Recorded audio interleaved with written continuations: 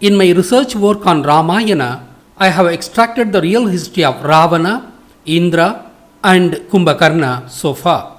The original title name of Ravana's son, Aindrasiddha, deformed as Indrajit, and he became the god Indra after his nirvana.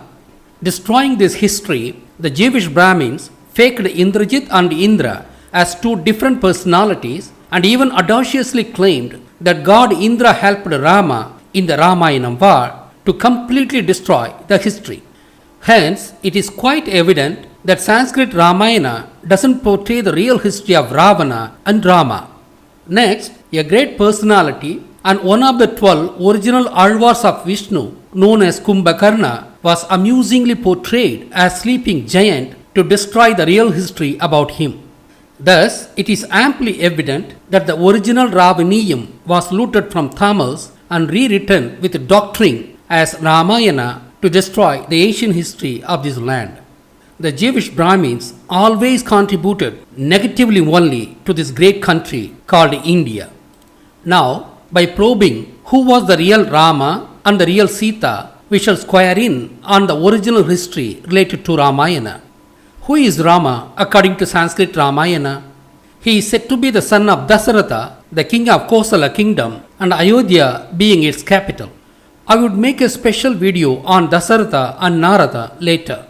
To know the real identity of Rama, we should study the alleged place of his origin, the Ayodhya. According to the historians, only after the 5th century AD, that is, after the Gupta times, that we hear of Ayodhya in Uttar Pradesh. It should be mentioned that the Guptas nurtured Brahmanism and most Sanskrit literature originated in these times only. Obviously, Sanskrit Ramayana and Mahabharata should have been fabricated in these times. Hence, before Gupta times, Ayodhya was unknown in Uttar Pradesh and that place was known as Saketa. What we infer from this is that Ayodhya, which existed elsewhere, was relocated at Saketa for the convenience of the Brahmins. The supporting fact for this inference is that man did not live in the region of Ayodhya 5000 years ago. On the other hand, in the northwest India, that is, the Indus Valley region, there are plenty of evidences, including archaeological data, proving the existence of modern men there well before the times of Ramayana. No such archaeological evidence exists for Uttar Pradesh, Bihar, and Bengal region for the presence of modern men during Ramayana. What could be the reason? As the ancient man lived mostly on the mountains, and as Western Ghats mountain range is situated very close to the Arabian Sea, and as the ancient transport was through the seas, the spread of humans happened only through the west coast of India. As the Eastern Ghats range is situated inland, more than 50 kilometers away from the coast, there wasn't any human presence near the eastern coast, and hence the human spread did not happen through the east coast in the times of Ramayana. Hence, unless archaeological evidence is shown that modern man lived in the Ayodhya region in the times of Ramayana, we shall not buy the idea that Ayodhya ever existed in Uttar Pradesh. However, such evidence doesn't exist. The first people to land in the Bengal region for undertaking rice cultivation was the Mallas, known also as Sakas from ancient Lanka, and they settled there around the times of Mahabharata. They were actually the Pandyas, and the Buddha was a descendant of such people. I have already described this in Ravana and Indra videos. Thus, Ayodhya never existed in Uttar Pradesh during the times of Ramayana. The meaning of the word Ayodhya shall confirm this truth. Every ancient name was created with meaning. The Brahmins provide the etymological root of this name as A plus Yuddham. According to this, the meaning of the name Ayodhya should be the land of peace, as A plus Yuddha means no war. However, they are forcibly extracting the meaning as invincible land, which is utter nonsense. In reality, Ayodhya did not originate from A plus Yuddha. Ayam plus Otri, Ayam plus Otti, Ayoti is the correct etymological origin of the word, where Ayam means sea and Otri means by the side of. The place near the sea was named as Ayoti in Tamil. as mankind did not live on the eastern shores in the times of Ramayana, this Ayodhya should have existed somewhere between Kanyakumari and Mangalore. In fact, there could have been many Ayodhya in this region. If we type in Google search Ayodhya in Kerala, we are getting this surprising data. There are many institutions and places named after Ayodhya, and they are all situated near the sea, confirming my etymology. If we type Ayodhya in Tamil Nadu, or Ayodhya in Andhra, or Ayodhya in Karnataka, or Ayodhya in Odisha, or Ayodhya in Uttar Pradesh, we don't get this kind of numerous references.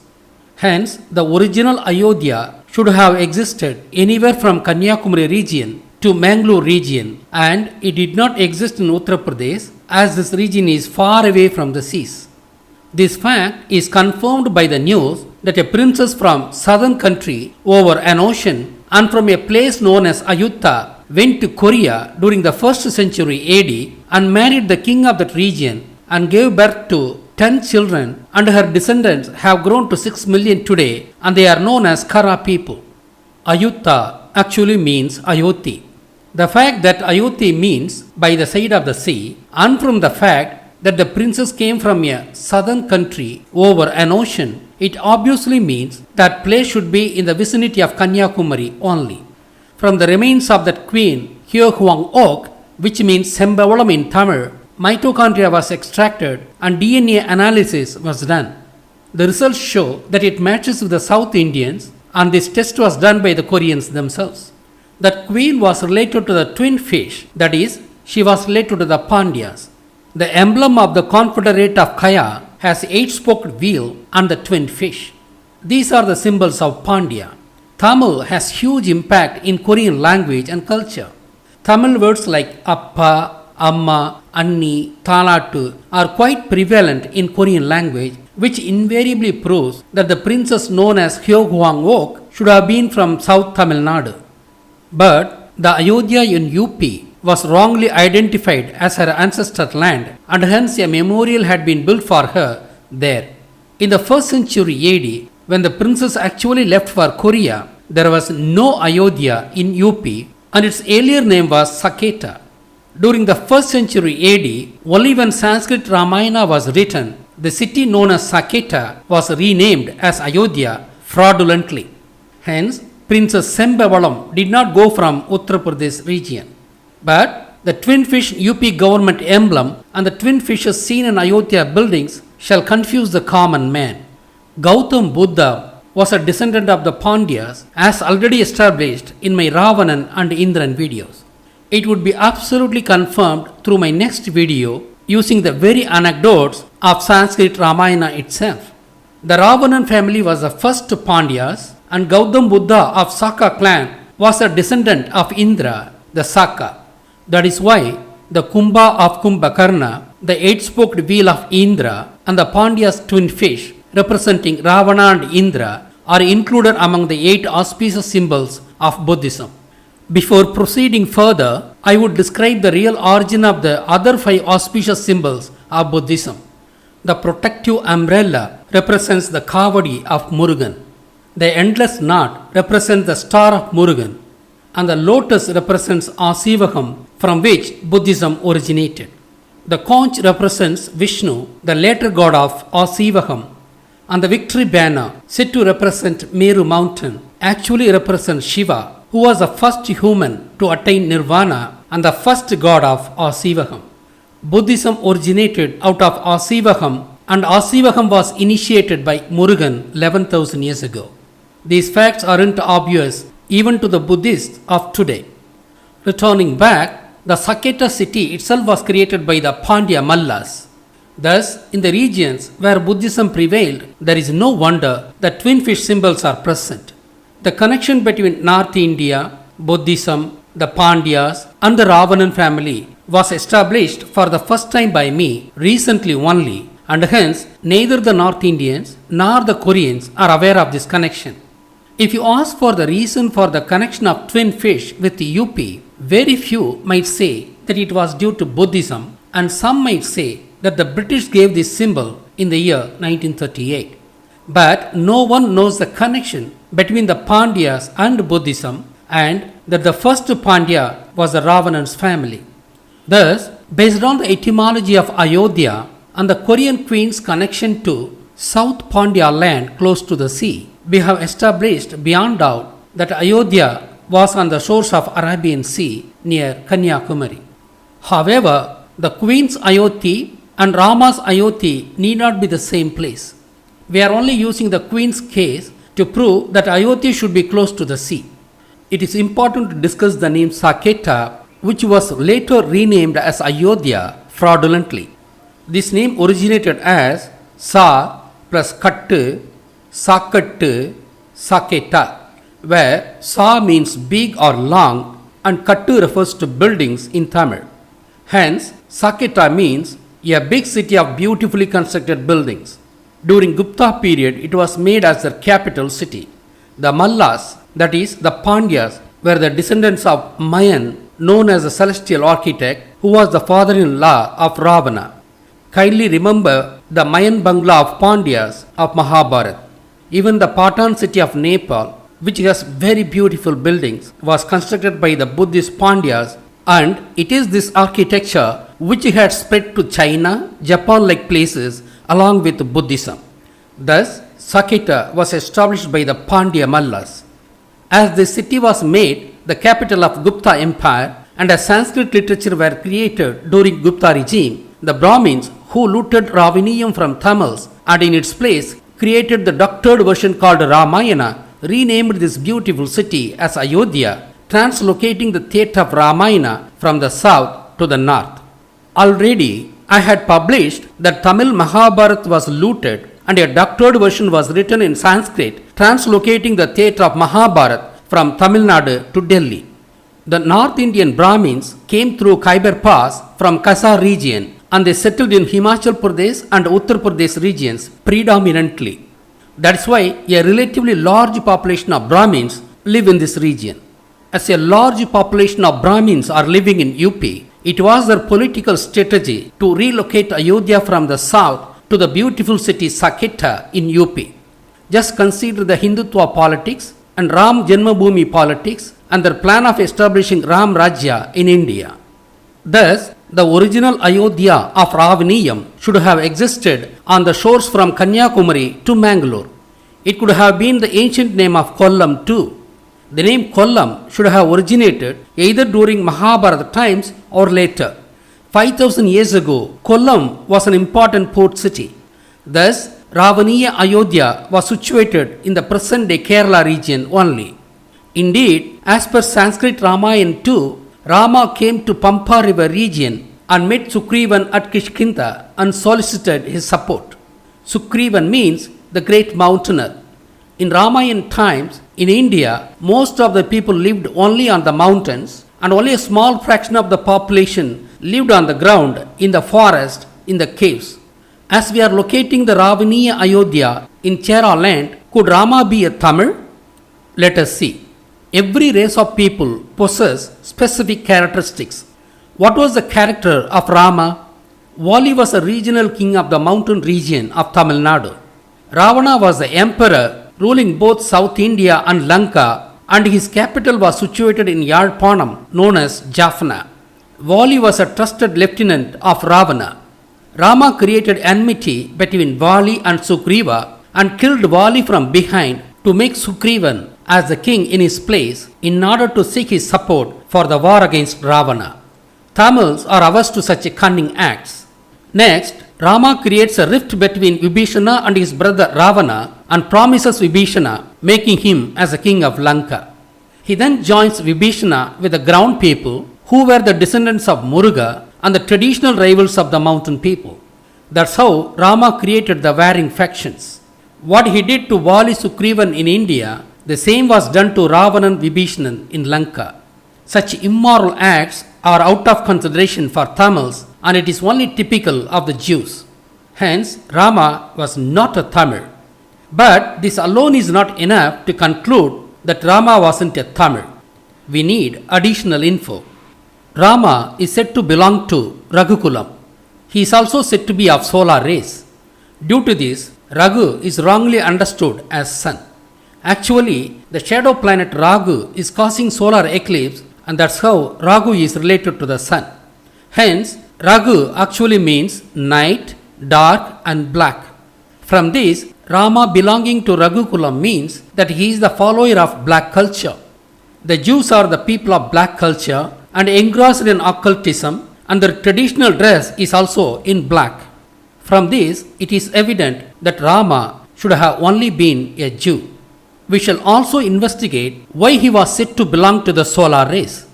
As Shiva propounded the duality concept, Shiva was worshipped as a moon representing night and as sun representing the day. Not only that, Shiva brought in the consciousness about time for the first time in humanity, and he defined the day, one of the measures of time, with the help of the sun, and he defined the other measure, the month, with the help of the moon. Hence, God Shiva is being worshipped both as sun and moon starting from the Lemurian times till today.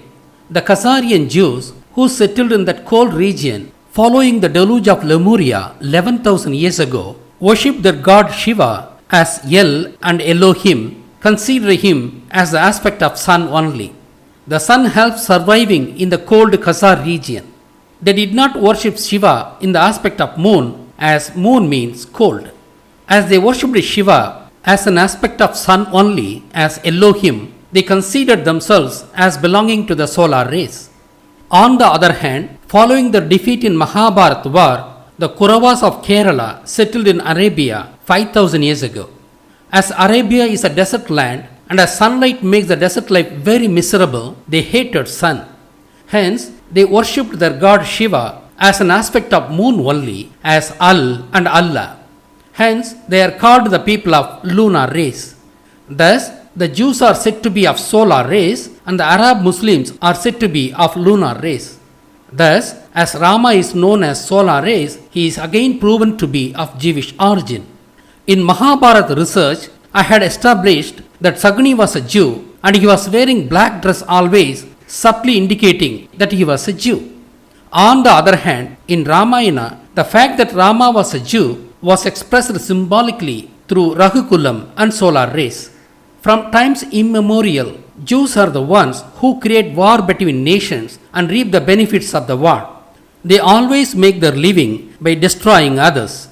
Likewise, Rama exhibited his typical Jewish character by dividing Vali Sugriva brothers and Ravana Vibhishana brothers and making them fight against each other. Considering this comparison, it is amply evident that Rama was indeed a Jew. But how he happens to be at Kollam, the ancient Ayodhya? The Indus Valley civilization had originated more than 8,000 years ago. Hence, well before the times of Ramayana, trading existed between the Khazar region and the South India via the Indus Valley. We have already seen in Mahabharata research that Sagni came from Gandharam, which was nothing but the Khazar region, to the Kollam port for trading and was instrumental in starting the Mahabharata war to destroy the Tirunelveli Pandyas. Likewise, Rama had come to Kollam with a twin agenda, one of which was destroying the world famous Ravana family and his kingdom. He stayed at Kollam and started his destructive work. Kollam port should have been called as Ayodhya in his times. Next, we shall discuss the myth that Rama belonged to the Chola dynasty. Rama wasn't a Chola. The primary human civilization was called Naga, from which Yakshas originated as mountain tribe. The Yakshas were later called as Chera, and hence the Chera dynasty was the very first dynasty which originated in Lemurian continent itself. The next civilization was the Pandyas, which originated just about the Ramayana times through the Ravana family, following their invention of spoked wheel and bullock cart. However, the Chola dynasty originated after the Mahabharata war about 4,000 years ago only. In a nutshell, Cheras existed more than 20,000 years ago. The Pandyas originated about 7,500 years ago only, and the Cholas are known for the past 4,000 years only. But Rama's time was about 7,500 years ago. Hence, the idea that Rama belonged to the Chola dynasty is a mischievous and nonsense idea. Just because the Chola dynasty originated from the eastern shore, the Jews wrongly attributed the Cholas to be of solar race, which is absurd. The Indian Jews, aka the Brahmins, looted the glorious heritage of Manunidhi Chola and using his brand name created their disgusting Manudharma. The Brahmins also appropriated the god Vishnu, who belonged to the Chola dynasty, as their icon and created the fraudulent Dasavadar story. The Jewish Brahmins appropriate anything that is respectable as theirs. To create the myth that the Jewish Brahmins belonged to India, they could have looted the heritage of the Cholas. But they failed to note that Cholas did not exist in the times of Ramayana.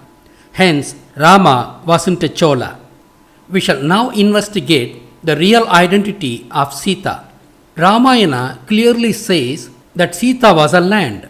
She was found as a baby buried in the earth while Janahan plowed his land. In the end, Sita was taken back into the ground by Bhuma Devi by splitting the earth. She was not born to Janahan and originated from the earth, and she goes back into the earth along with Bhuma Devi in the end. Hence, as per Ramayana itself, Sita represented land. Which land? That land is identified by her name. All ancient names were Tamil and they always carried specific meaning. Sitam means cold in Tamil. The fruit that cools the human body is named Sita. That means Sita refers to a cold land. Which is the cold land in South India? Ooty, Kodaikanal are the typical cold places which are tall mountains. Generally, mountains are colder than the ground regions. That coldness depends on the height of the mountain. More the height, more the cold. It is one of the reasons why ancient men of the tropical region chose to live on the mountains. Rama, who came from the Khazar region, stayed in Kollam port region, and that he married Sita means that the Sita land in question is obviously the mountain region near Kollam.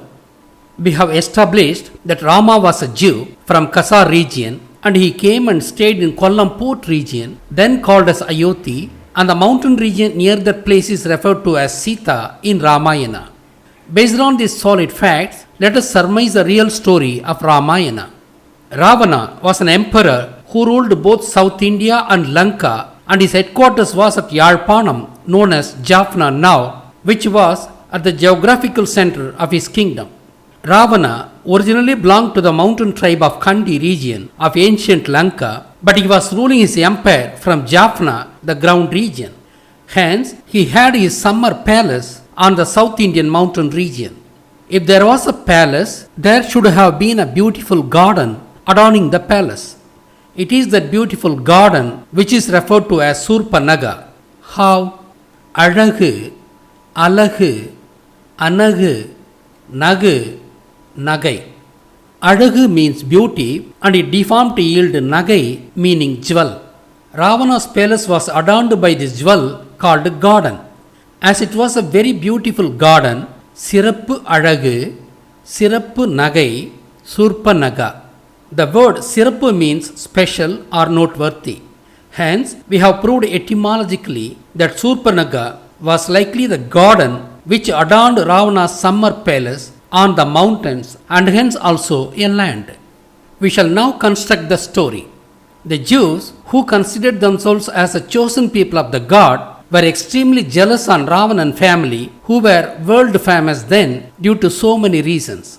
Indra invented spokes wheel and many machineries including bullock cart, and Indra could also float in the air due to his mystical powers. Ravana invented Veena, improving on the yard, and he was a great astronomer and a world-renowned scholar. Kumbhakarna created Kumbham as convenient form of Shiva Linga and a new style of worship. There are numerous accolades for Ravana family. Unable to bear the popularity of Ravana's family, Rama decided to destroy them.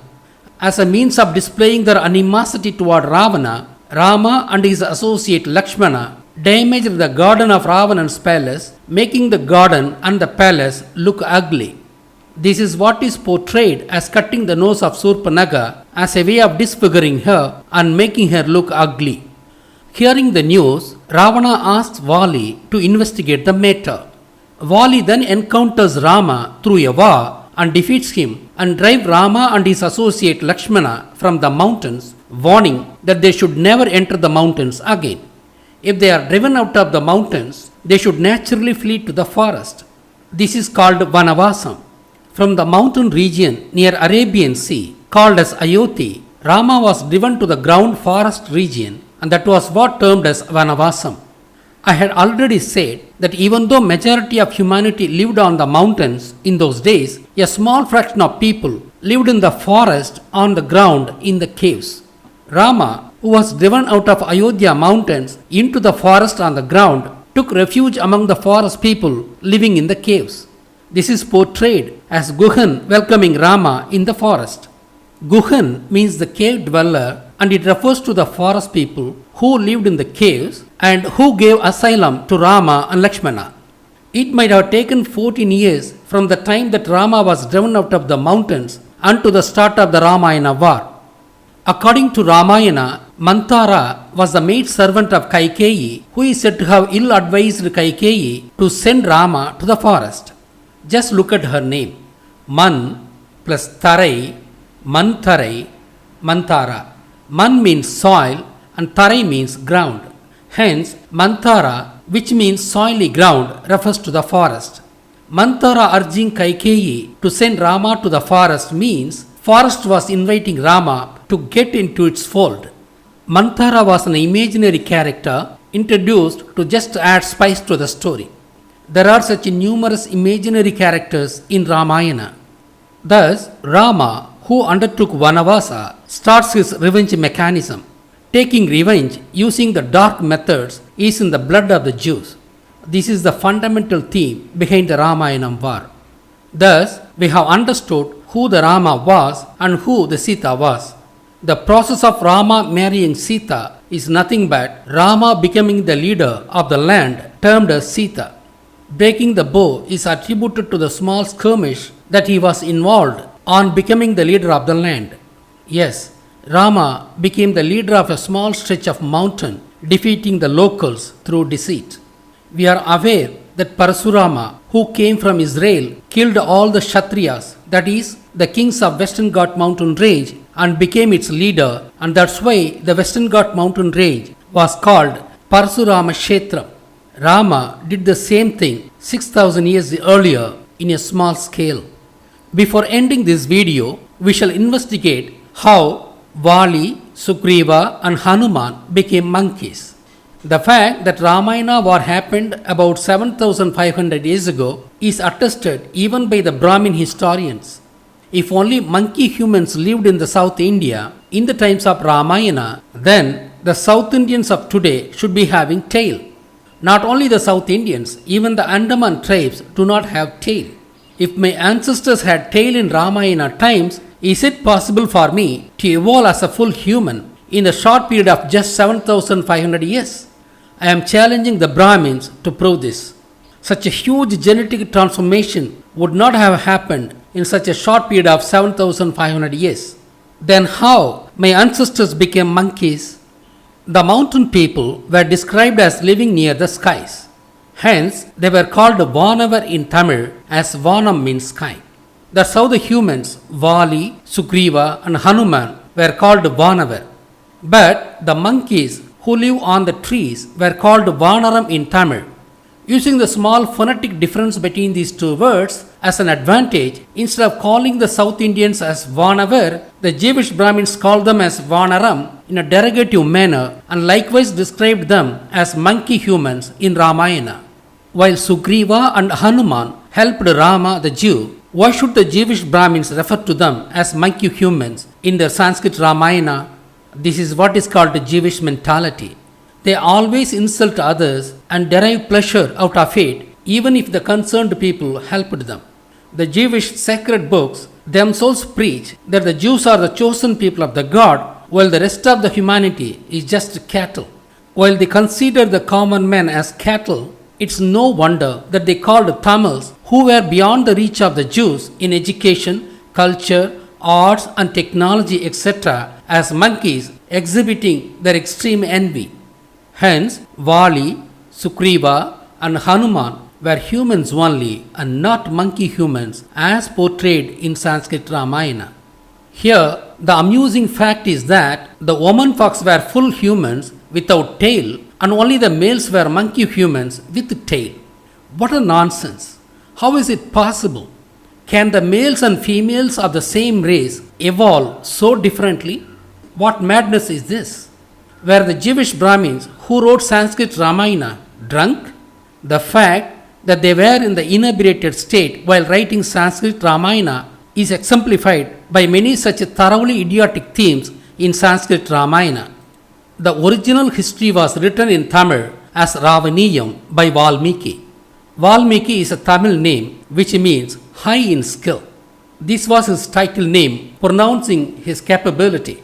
His original story was looted by the Jewish Brahmins and it was reproduced in Sanskrit by a group of Jewish Brahmins in the name of Valmiki, as it was very well known by all as the original author of the same. Hence, Sanskrit Ramayana was not written by Valmiki.